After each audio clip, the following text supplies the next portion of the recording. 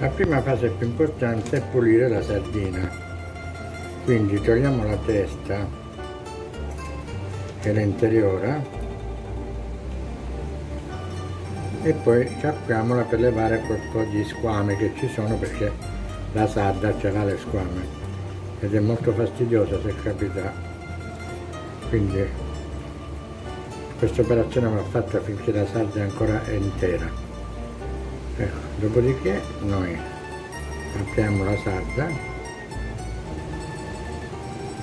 togliamo la lisca centrale e poi qui abbiamo questa spina dorsale che è molto fastidiosa se capita e si leva, vedi? E si...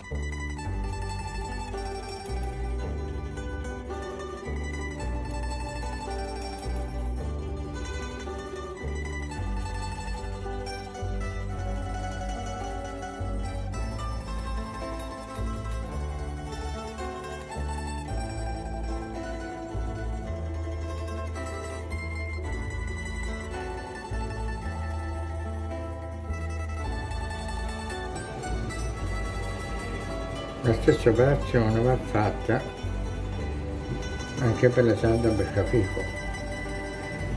Okay. Va bene, quindi come vedete io non le lavo troppo nell'acqua, quel giusto che basta, perché il pesce non va lavato troppo con l'acqua, quel tanto che basta, senza esagerare, proprio per non togliere anche quel sapore o profumo di mare che conservano.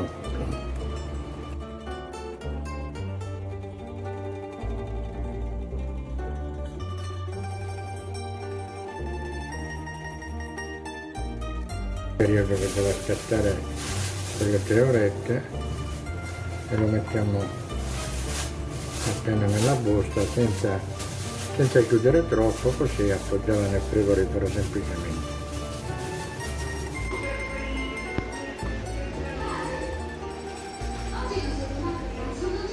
Abbiamo il nostro snocchetto, abbiamo lavato,